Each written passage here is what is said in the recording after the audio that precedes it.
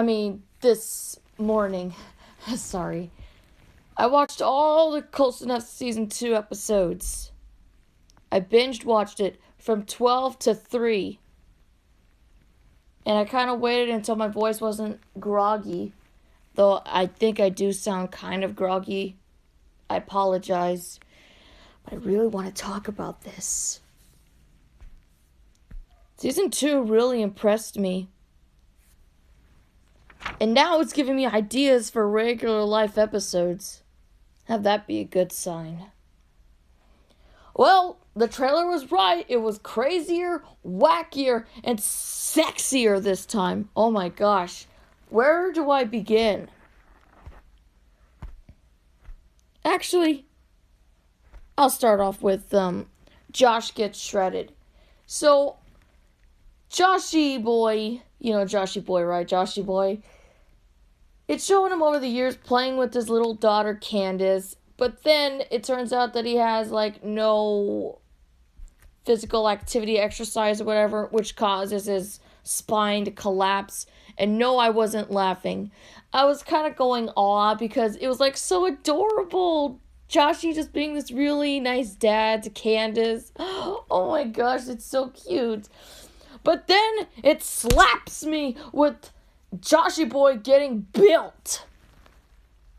You know that guy, that dude? I forgot his name, but he's the one that helps Joshy get stronger and tries to reach a maximum point. But it goes so far that Joshy boy gets way too swole that he thinks about working out more than his own daughter. Which kind of concerns me, I don't know, Josh. But then it turns out he actually does get to that point. And he, reenacts King Kong with Candace, which is something that they were doing all along over the years. But Candace says that she doesn't like the swole dad. She likes the dad better. I hate the fact that Josh gets tranquilized. But at least it turns out okay, and he's back to his normal self. I don't really have much to say about this episode. I'm trying to get it all out. You see, I tried to keep the plots of the episodes inside my brain this whole time. It was starting to collapse the more I couldn't talk about it. So that's probably why some stuff left my head. But I give Josh Gets Shredded an 8 out of 10 because said character here, because Josh Boy was so strong, he kind of killed him. It was an accident, though. I don't blame Josh. It's not like he did it on purpose. Alright. Meet the, how do you say this? Meet the Frackers? Oh, great. It's another one of those episodes that reference a movie, but not quite. Randy wants to know more about his actual parents because before, his parents were actually a group of criminals that steal gasoline, and Pearl tries to tell him the truth, and so he tries to learn more about his parents by meeting them, who turn out to be rich people. And at first they're all nice and everything, but then I realized, this feels like a regular show episode. Something is bound to happen, and just like that, it turns out that they didn't turn over a new leaf. They're stealing gasoline again. And only this time they're doing it at some birthday party or something like that. Oh, and by the way, Josh gets Candace a leaf blower because he said that the toys at the toy store were too babyish. Hey, I've been to the toy store a lot of times, and I don't care if they're baby-fied or whatever. I go there, I get my toys, regardless of me being an adult, and people look at me weird. You have to go to Home Depot if you can give Candace a leaf blower, which she tries to use to save the house. Give credit that this girl went to extreme lengths to be heroic and stuff, but Randy's the true hero. And then he accepts Pearl as his real mother. Randy's real parents are major jerks. I'm sorry to say this. Oh yeah, and Josh breaks the leaf blower. Why? Dude, Candace was trying to be protective. I understand she was using it to harm other people, but man, You didn't have to go and break the darn thing. Hey, Cat Logan. I'm talking about Close Enough right now. I give this episode a 7 out of 10. Like, I don't like his parents. I mean, I do like it's a little heartwarming with Pearl and Randy. Like, we do get more Pearl and Randy this season rather than in season 1. Sauceface. Okay, so Sauceface I think is supposed to be a reference to Scarface, but I'm not too sure.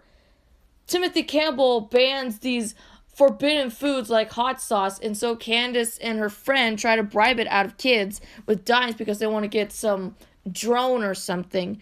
And lo and behold, I think a character has a regular show lunchbox. I mean, seriously, you see Mordecai, Rigby, Pops, Benson, Skips sitting in the photo booth with the lawnmower. Gigi, how do you do this? How is this dude incorporating these regular show references? He did it in season 1, and he went all out in season 2. And then there's a Rolling Stones song that plays. Candace looks like Muscle Man's daughter. Yeah. I mean, wait a minute. I like Rolling Stones. And there's a song in there that plays by Rolling Stones. I think the lip was totally worth it. But Candace goes all money hungry, and so she kind of starts being mean to her classmates and stuff, even going so far to do it to her best friend, being this so-called sauce face or whatever. I mean, Timothy Campbell starts to learn what's really going on and gets it out of a kid and actually gives them the forbidden food just to tell the whereabouts. I'm sorry if I can't remember Candace's friend's name. All I know is that these two are best friends, and then she gets caught instead of Candace because she told her to run away, and now she's being expelled. Her dad, okay, I know I'm about to rant right now because, okay, her dad is voiced by Roger Craig Smith, and he has the voice of Jeremy! If you hit puberty. Really?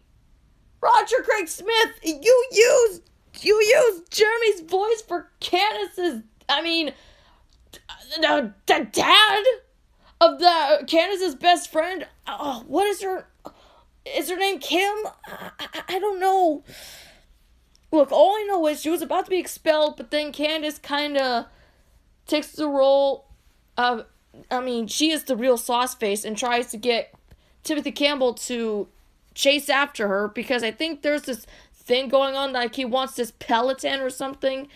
He's like upset and sad about it, but it looks like Candace learned her lesson and actually uses the dimes that were supposed to be for the drone for a new Peloton for Timothy Campbell. That's actually kind of sweet.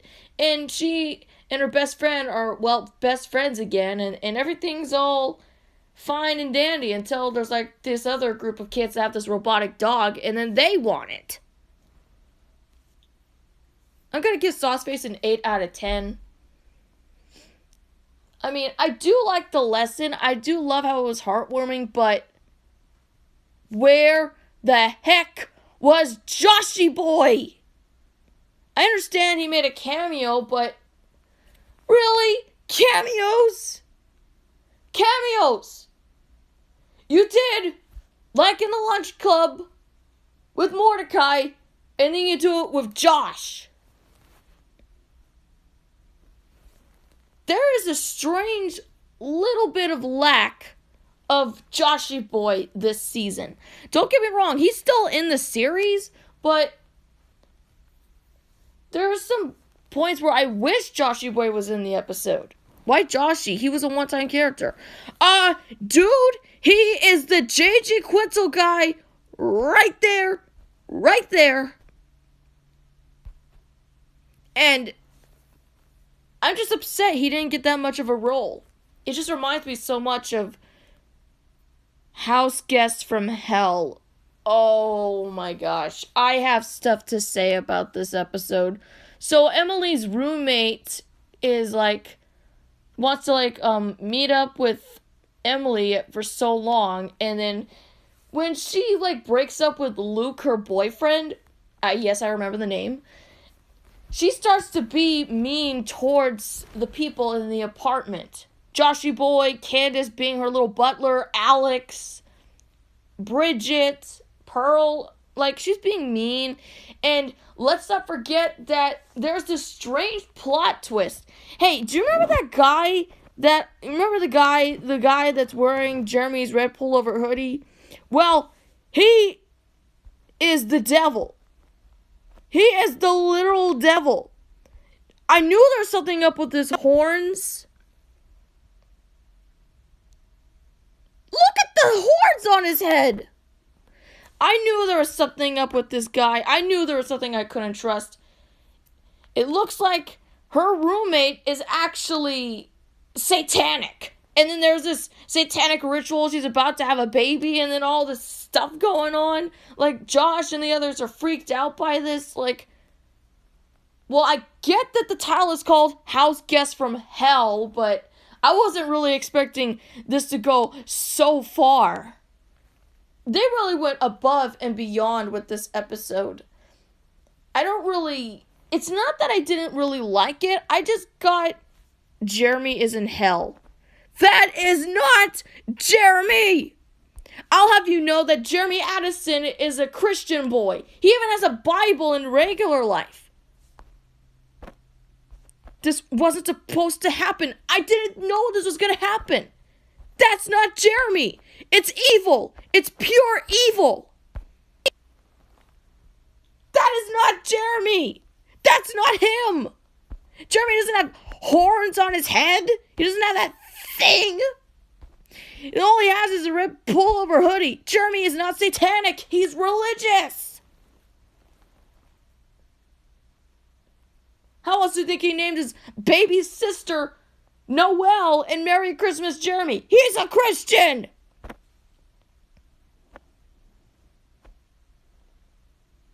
Big shocker, House Guest from Hell gets 6 out of 10. This episode scared me. I mean, it didn't scare me like Logan's Run. No! Stop it, Cal Logan. I was just shocked, okay? Like, I knew there was something up with the horns. I was a little scared at first. I don't know. Don't get me wrong. There's another person that wears Jeremy's hoodie, kinda, sorta, in Men Rock, but at least he's passable. He likes Bridget. Anyway, Joint Break. This episode focuses on Pearl? Okay, so we have a Pearl-centered episode? Like, she's with this group of other old ladies. Like, she's like, I don't know, like swimming, doing like exercises and stuff. But little does she know that these people are actually bank robbers. Well, she was from the police academy and stuff, and she's a retired police officer.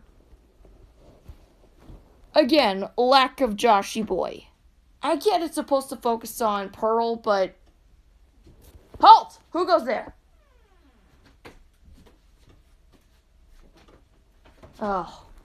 Oh no, it's Dad. What are you doing in here? I'm trying to review. Dad, it's gonna leave my mind. Oh, you are?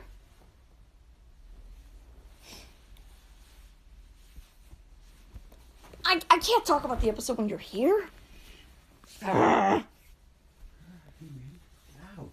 not loud. I was just...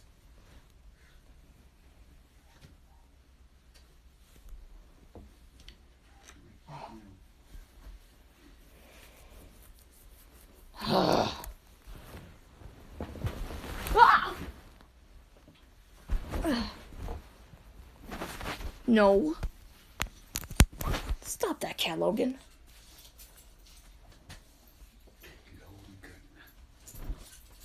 Stay out of this. Shh. Stop telling me to shh. I was supposed to be reviewing episodes and then... I'm getting, I know. I know, but don't tell me to... Okay, then do that. Your voice is so loud. No, it's not. I'm telling you.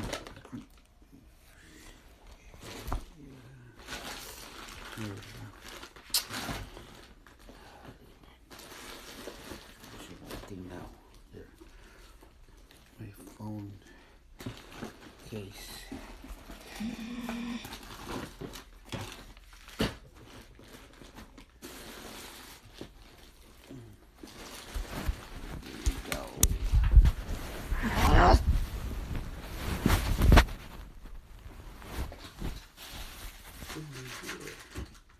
My phone case.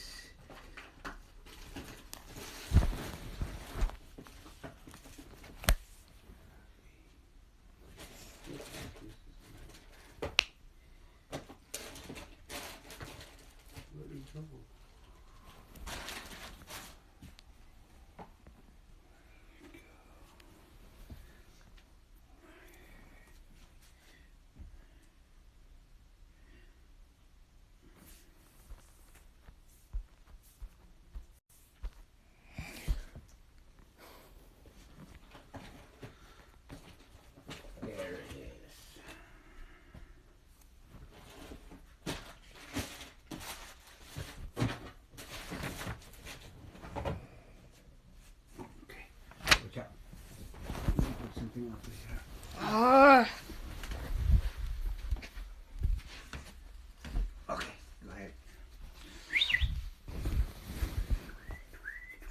Ugh, what is your problem, Bandicoot? I'm not going to ask you to let me review my episodes. Quiet. Not now. I need to review these. Okay. Don't talk. Oh, I was so close. So close. Whatever. Whatever then. As long as I'm able to review the episodes, I'll do it even though you're in there.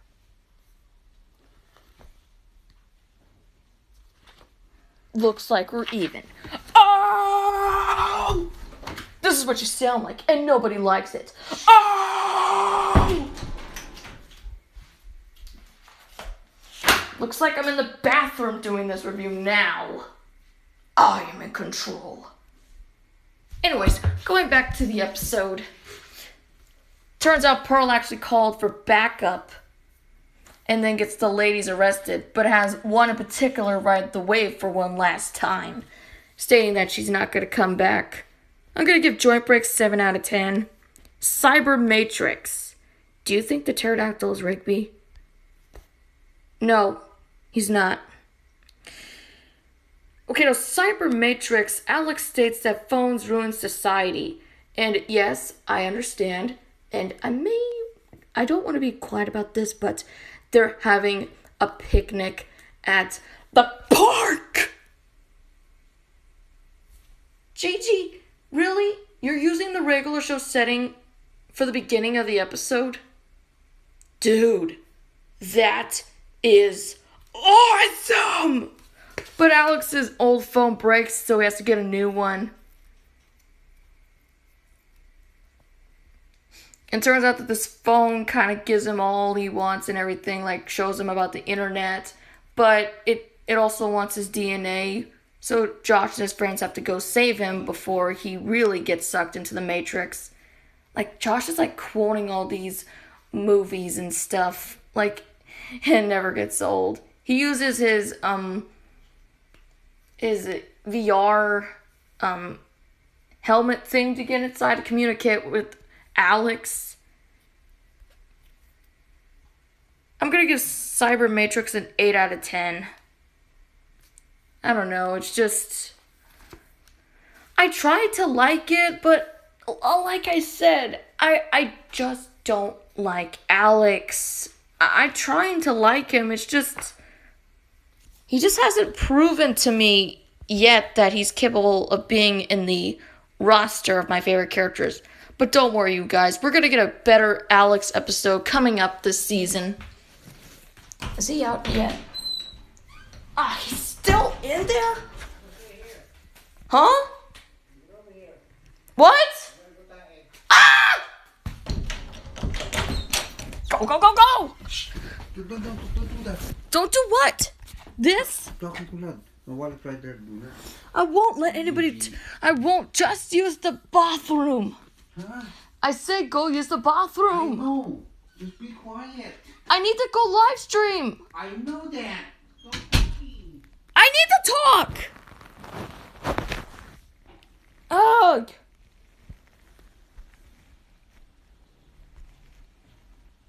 Bowser Jr. made out with Siren Siri.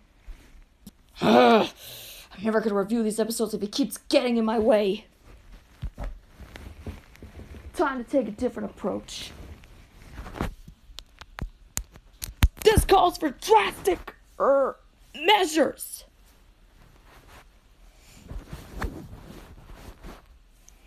Okay, haunted couch. Again, it's another love-related episode where Bridget falls in love with the ghost from the couch that Joshy Boy wanted. I don't know, maybe. I want to like this episode, but there's a song that goes on in the background, and the ghost uses Randy as a vessel to, make love with Bridget, and Candace sees it. I feel so bad for her. And she tells Josh not to go in there. With very good reason. But the ghost, all he really wanted was like a normal, nice breakup with somebody that actually loved him. Because he was a jerk during his real life. I hate the fact that Joshy Boy gets a bad rep in this episode. Like, he gets this street couch, but he never got to sit on it. All he wanted to do was sit on that couch. And I was really sad for him that he didn't get a chance to. He's like, no, I never got to sit on you. Oh, Josh, I'm so sorry. I feel so bad for you. I really do. Speaking of Joshy Boy, Man Up is next. Alright, let's just say that this is going to be the best episode of season 2. Josh is kind of cowardly and runs away from fear. That sounds strangely familiar. And so Pearl teaches him to defend himself and his family. He thinks that the actual real one is actually just a test. I mean, he nails all the other ones. But there's this actual thing that's going on, like some... I mean, I understand that there's this food corp thing going on, and there's this cucumber pig fusion thing called a Barbie cucumber, was it? I don't know. The cucumber's the shape of a pig. Hey, that's actually creative. And so Joshy takes out all of those bad guys. And I just love that we get to see a first-person view of his brain and his eyes. And his heart's telling him to run. But then his brain is telling him, no, we can't do that. Is that his inner Josh, his self-conscience? I don't know. Honestly. These regular life stuff are starting to hit me in a way that's just making me just think about the self-conscience that Jeremy has. Well, he does prove to his family that he can defend himself. I need to do an episode of regular life where Jeremy has to do that. But it looks like Joshy Boy beat him to it. Whoops. Sorry, Addison. Don't worry. I'm gonna do something. Alright. 10 out of 10 for Man Up. Alright. Next episode. Handy. Randy's not really the best tool in the shed because he's not really good at fixing stuff. And so he gets stranded on an island like that Tom Hanks movie Castaway, where he meets these illusions of some guy from Home Improvement, some person that was supposed to be the voice of Tim Allen, and the IKEA man. I don't know. It's like an icon or something. So he does build something like a shelter, but then he realizes that the clog inside the apartment is going to blow the entire apartment apart. So he has to go try and fix it, and he actually succeeds. I need to blaze through this because I really want to get this out of the way. Birthdays, this actually teaches a lesson. I understand that parents at kids' birthday parties, oh, and Handy's 8 out of 10, by the way. I understand that parents at kids' birthday parties can't really handle kids and stuff. They just want to have a party to themselves, adults only. But this episode kind of teaches that that they're just caring about themselves more than the person actually having the birthday, which in this case being Candace. So the magician kind of teaches Josh and Emily a lesson that it's all about their daughter today and it's not about them, and then that they were just thinking about themselves rather than Candace. And then they have to go through a series of trials to prove themselves. And so they do, and they actually bounce in the bounce house. It's really sweet. I give this a 9 out of 10 because it's heartwarming, it's sweet, and it could have been a 10 out of 10 if it wasn't for the adult content in there. I mean, come on, you guys. Really? I just, you know me, not really a huge fan of adult content. Time Hooch. There we go. That's right. Now that's a good Alex episode. Alex forgets to sign his divorce papers, and so he has to go back in time to prevent the him and Bridget breaking up in the first place. He's had a lot of fights, which this kind of transpires to Bad Kiss with the time travel, except they're drinking, like, I don't know, beer or something. Like, it's called, like, Time Hooch or whatever. I mean, this gives me Bad Kiss vibes. And, like, they're going back in time, traveling and stuff, bringing back multiple cells from the past. It's kind of like Back to the Past and SpongeBob, except this one is more story-driven. And yes, we get to see a lot of Joshy Boy. Well, Alex does eventually sign the papers. And is this the episode where he gets cloned? I think this is the one. Or was it Cybermatrix? I can't remember. Let's just say that this is the only episode so far that I actually liked Alex in. But hey, at least he succeeded in me kind of calling him one of my favorite characters of Close Enough. I like you too, Alex. Who is Alex's wife? He doesn't have a wife. That's his ex. Okay, world's greatest teacher. Looks like Timothy Campbell has a rival, which is a music teacher, and the kids seem to like her more than him, and so his cup tells him that he needs to sabotage. Hold on a minute. Sabotage? Wait a minute. So they're jealous of this one person and they're afraid they're trying to take their job? It's Replaced but Close Enough edition.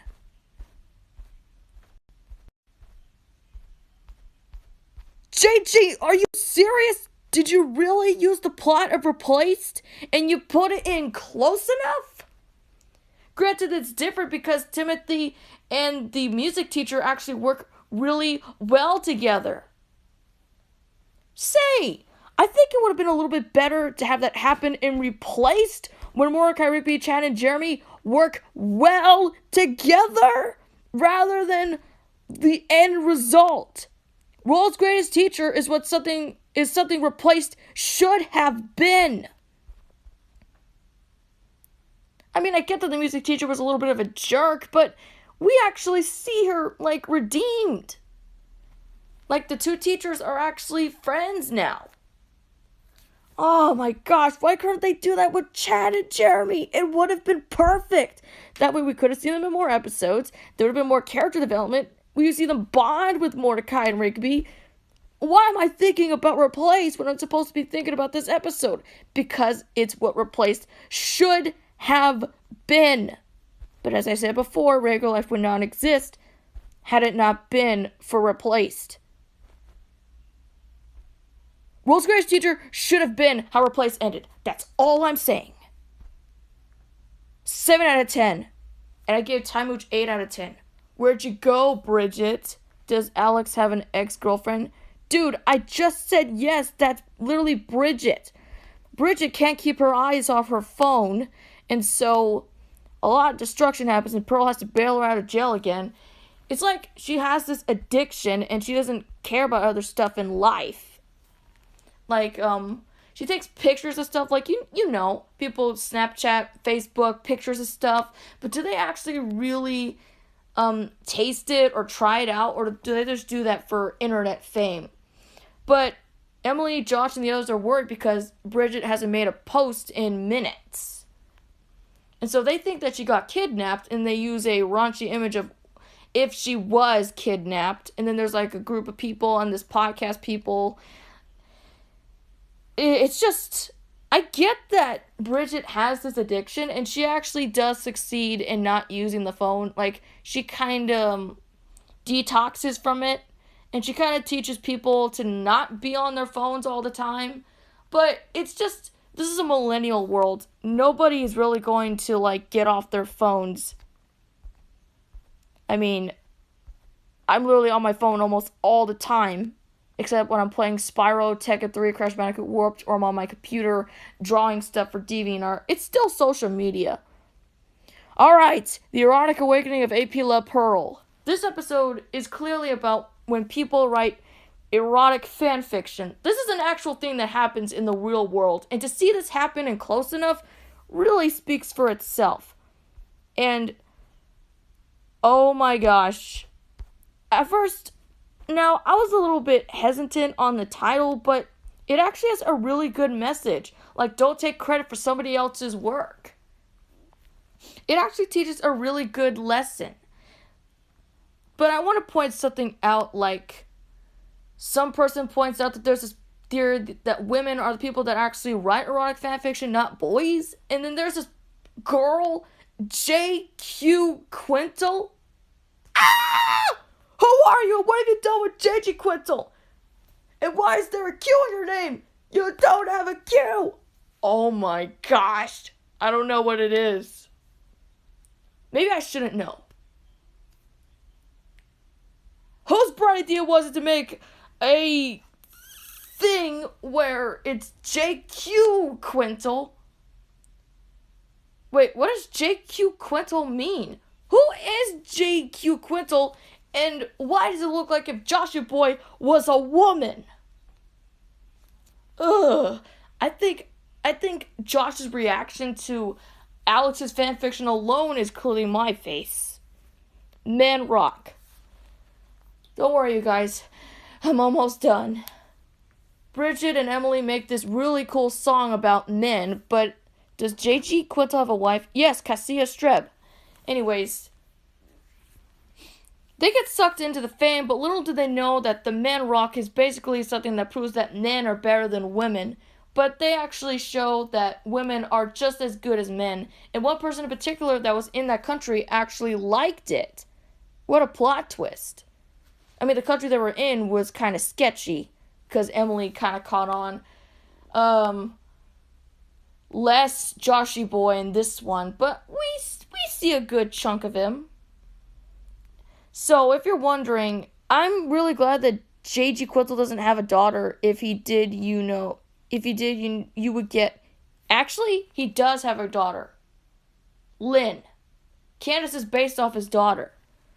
Anyways, Where'd You Go, Bridget? It gets a 8 out of 10. World's Greatest Teacher got 7 out of 10. The Erotic Awakening of APL Pearl is 8 out of 10. Men Rock is 8 out of 10. And finally, Secret Horse, a.k.a. James Baxter. There's this horse that, like, meets the people, you know, Josh and his friends, and each one gets to spend time with them. Like, Candace gets to play with the pony. Josh has the horse to help him with his job.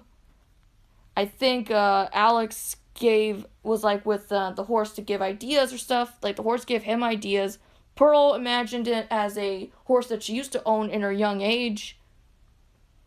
Emily just called animal control. but then she said, oh, never mind, and then she gets transported to this world.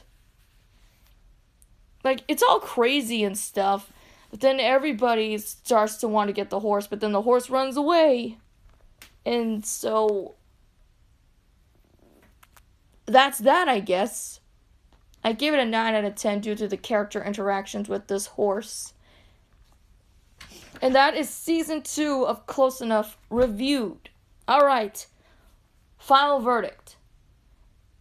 I know I said this earlier in the live stream, but I have to point this out. There were some episodes where Josh was absent or really didn't serve a purpose. I'm a little disappointed that I didn't get that much Joshy Boy this season. I do like that Pearl and Randy did get the character development, but I wanted to see Josh. I mean, Josh gets shredded, Man Up, House Guest from Hell, and maybe Time Hooch. Why did the two girls made out in the Close Enough Season 2 trailer? Because they were drunk. You do weird stuff when you're like, whatever. Give props to that. Also, they really went all out on this season.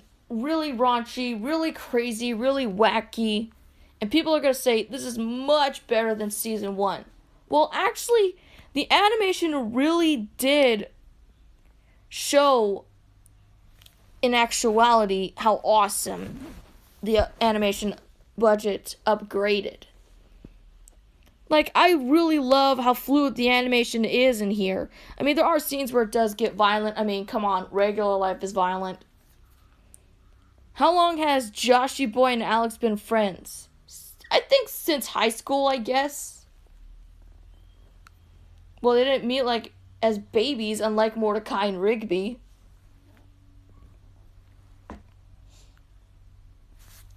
And so far, let's just say, the only episode I didn't really like was House Guest from Hell. I gave that like a 6 out of 10. Same goes for Haunted Couch.